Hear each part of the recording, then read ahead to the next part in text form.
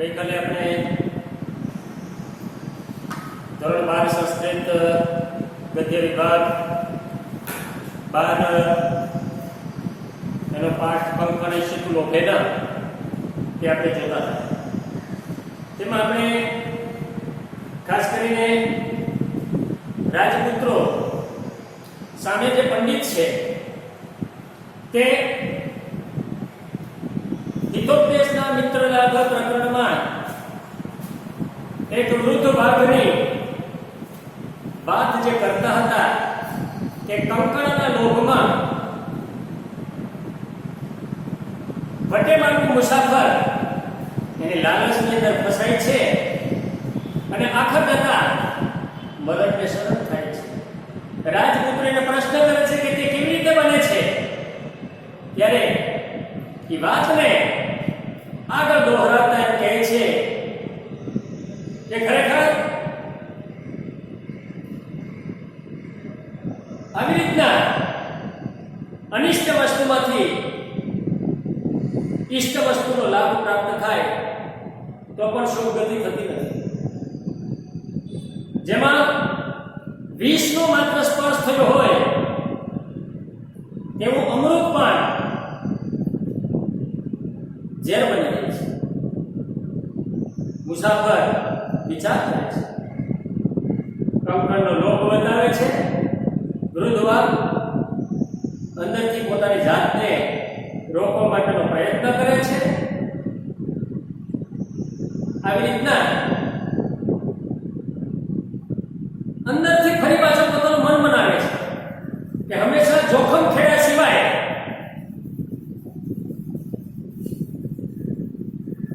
માણસનું કલ્યાણ થતું નથી. સાહસ તો કરવું જ પડે અને સર્વત્ર ધન કમાવાની પ્રવૃત્તિમાં જોખમ કરવું જ પડે છે. અને તેમ જ કહ્યું છે કે જોખમ ખેડ્યા વિના મનુષ્યને કલ્યાણ દેખાતું નથી અને જોખમ ખેડીને સાહસ કરીને સંદેહ ઉપર જઈને જો જીવતો રહે તો ત્યારે કલ્યાણ જોઈએ છે. એ આપણે ગદ્યપાઠ અંતર્ગત જોવાનું છે. પુસ્તકની અંદર મિત્રો ક્યાં સંધિ છૂટી પડે છે એ જોતા જજો. ક્યાં શબ્દનો ઉપયોગ અર્થ થાય છે એ પણ જરાક નોટમાં ટાંકતા જજો. અઘરા શબ્દો અહીંયા બોર્ડ ઉપર લખેલા છે મિત્રો, તે પણ જરાક નોંધતા જજો. અનિષ્ટ આદિ ઇષ્ટ લાભે અપી ન ગતિ જાયતે શુભા. અનિષ્ટ વસ્તુમાંથી ઇષ્ટ લાભ, ઇષ્ટ વસ્તુનો લાભ પ્રાપ્ત થાય તો પણ શુભા ન ગતિ જાયતે, શુભ ગતિ થતી નથી. અનિષ્ટ વસ્તુમાંથી ઇષ્ટ વસ્તુની પ્રાપ્તિ થાય તો પણ તે શુભ ગતિ થતી નથી એવું મુસાફર મનમાં વિચાર કરે છે. યત્રાસ્તે વિષ સંસર્ગો અમૃતમ તદપિ મૃત્યવે. યત્રાસ્તે જેમાં વિષ સંસર્ગો અમૃતમ, જેમાં વિષનો માત્ર સ્પર્શ થયો હોય એવું અમૃત હોય તો તે પણ મરણ માટે કારણભૂત બને છે. કિંતુ સર્વત્ર અર્થ અર્જન પ્રવૃત્તો સંદેહ એવ. કિંતુ એટલે પરંતુ, સર્વત્ર એટલે સર્વત્ર અર્થ અર્જન પ્રવૃત્તો, ધન કમાવાની પ્રવૃત્તિમાં સંદેહ એવ, જોખમ કરવું જ પડે છે. પરંતુ ધન કમાવાની પ્રવૃત્તિમાં હંમેશા જોખમ કરવું જ પડે છે. તથા છ ઉત્તમ, અને તેમ જ કહ્યું છે કે ન સંશયમ અનારુહ્ય નરો ભદ્રાણી પશ્યતિ.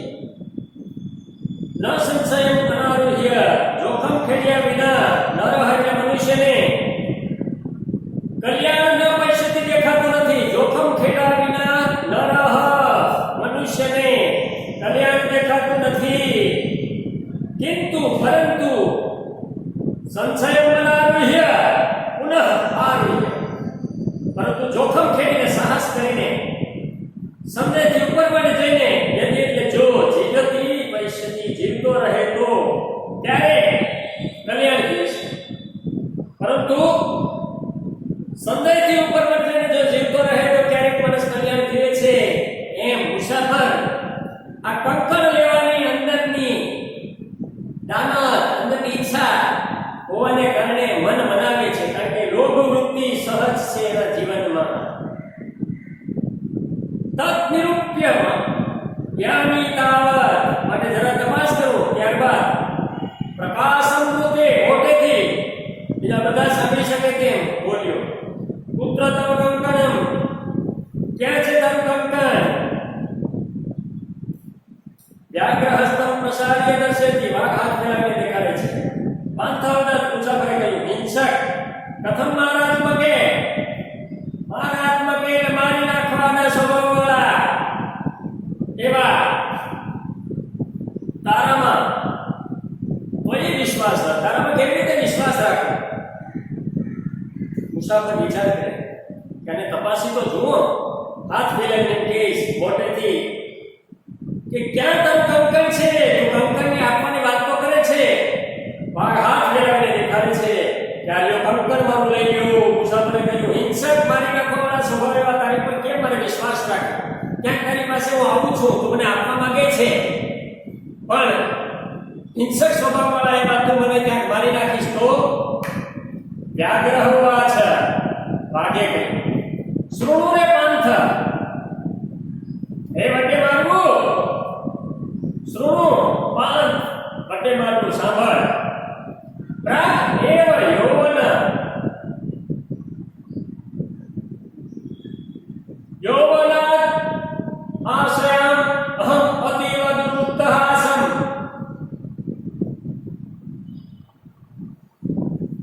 લાંબા સમય પૂર્વે, પ્રાગ સાંભળે કે લાંબા સમય પૂર્વે,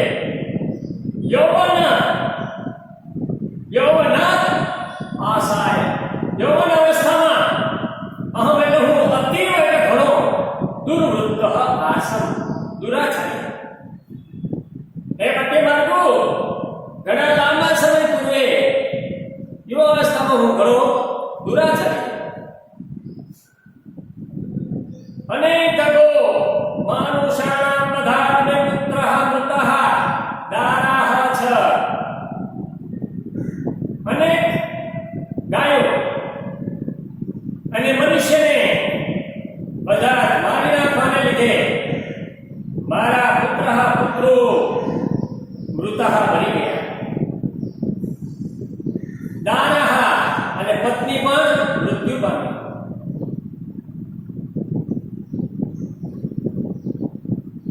ઘણા સમય પહેલા યુવાવસ્થામાં મેં મનુષ્યને, ગાયોને, પ્રાણીઓને આ બધાને મારી નાખવાને કારણે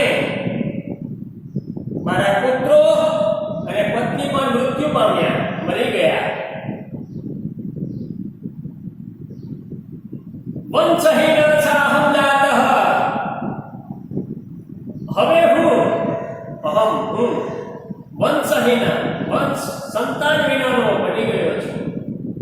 વંશહીન જાતઃ, હું હવે સંતાન વિનાનો બની ગયો છું.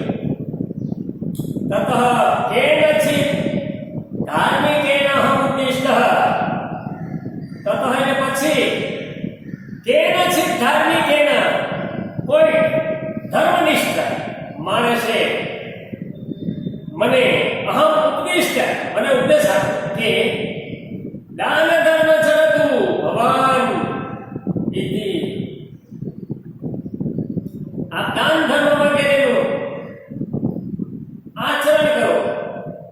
તદુપદેશાદ ઇદાનીમ અહમ સ્નાનશીલઃ દાતા બુદ્ધઃ ગલિતદ ખદંતઃ ન કથમ વિશ્વાસ ભૂમિઃ.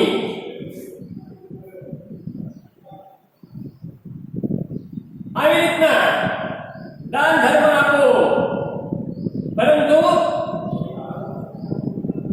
તેઓ તેના ઉપદેશને કારણે હું તત ઉપદેશા, તેના ઉપદેશને કારણે હું સ્નાનશીલ, સ્નાન વડે પવિત્ર થયો. દાતઃ દાન આપનારો, ગલિતદ ખદંતઃ ગળી ગયેલા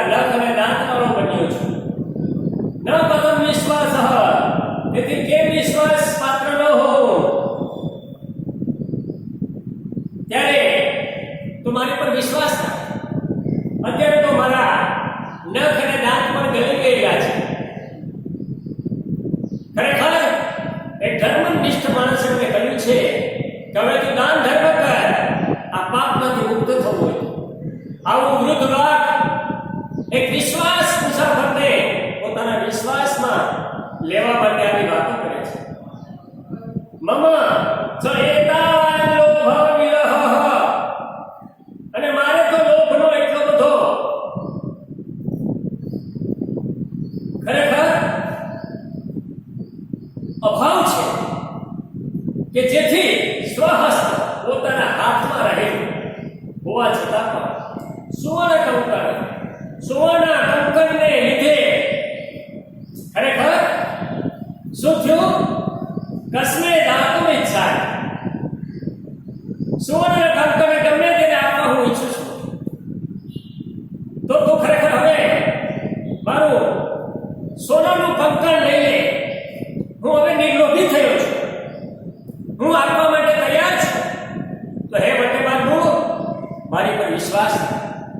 ભલે અમે હિંસક સ્વભાવના હતા, યુવાવસ્થાની અંદર મેં ઘણા બધા શિકાર કર્યા, ગાયોના, મનુષ્યના, હિંસક પ્રાણીઓના, પણ હવે વૃદ્ધ થયો છું. હું વૃદ્ધ થયો છું અને મારા નખ અને દાંત પણ ગળી ગયેલા છે. હવે ધર્મનિષ્ઠ માણસે મને ઉપદેશ આપ્યો કે તું કંઈક દાન કરી લે, એટલે સોનાનું કંકણ મારે આપી દેવું છે.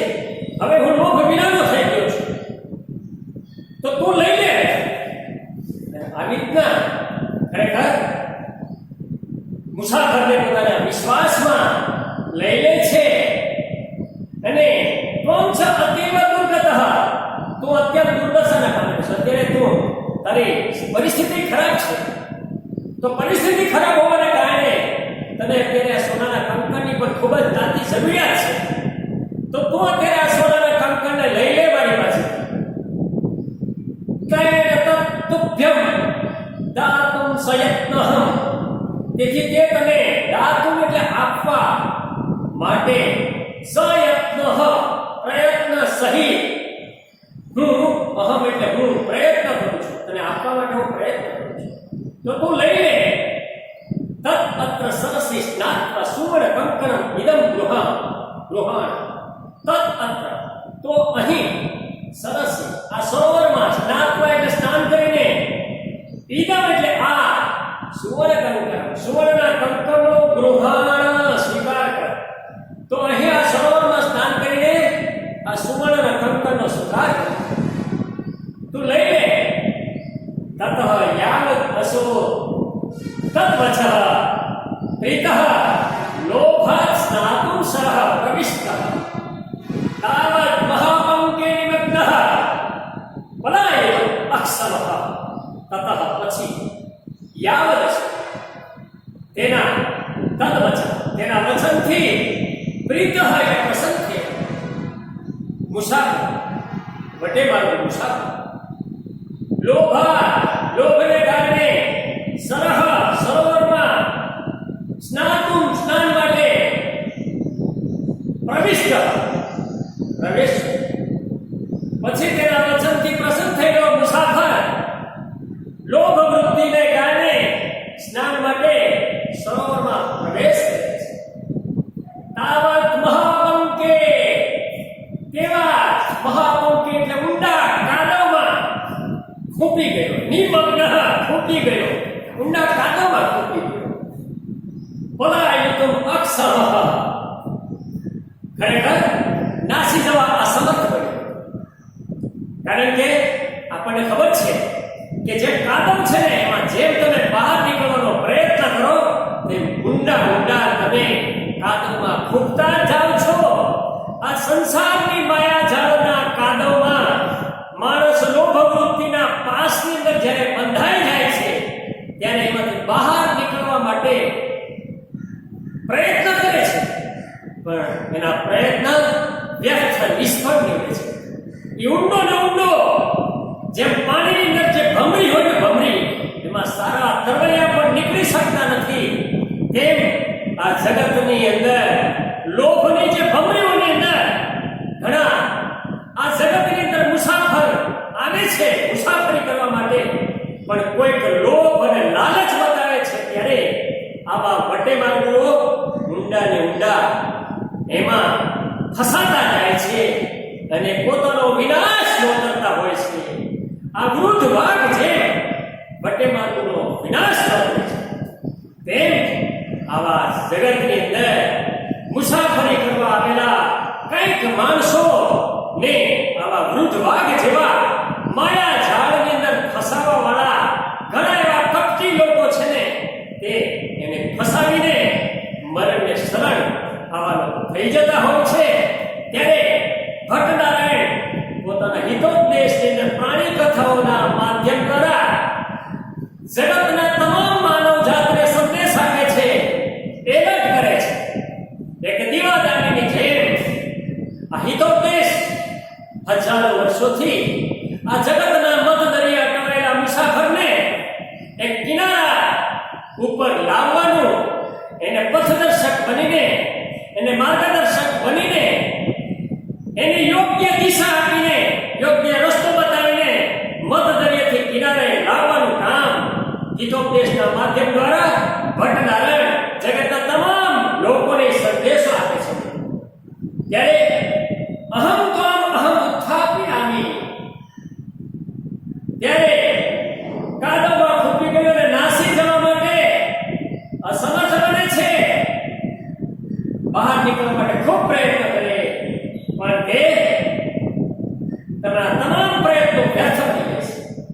તેને કાદવમાં મહાપંક્તિએ પતિતોસ્મિ, મહાપંક્તિ એટલે કાદવમાં પતિત એટલે પડેલો જોઈને વાઘ વાહ બોલ્યો.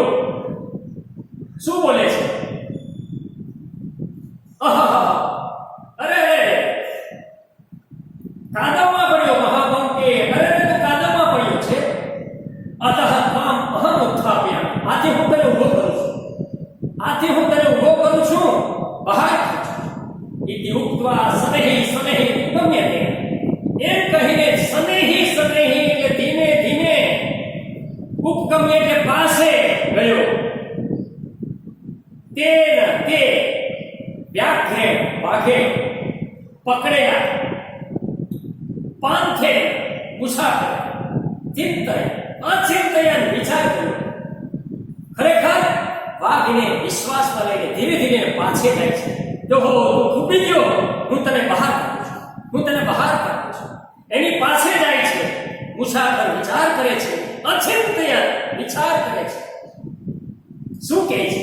ન ધર્મ શાસ્ત્ર પઠતી ઇતિ કારણમ ન ચાપી વેદ અધ્યયમ દુરાત્મનઃ સ્વભાવૈવત્ર તથાતિ રિષ્યતે યથા પ્રકૃત્યા મધુરમ ગવામપયઃ. ન ધર્મશાસ્ત્ર પઠતી, ધર્મશાસ્ત્ર પઠતી ઇતિ ભણે છે એ કારણે, ન કારણે એ કારણે નહીં. ધર્મશાસ્ત્ર ભણે છે એ કારણે નહીં.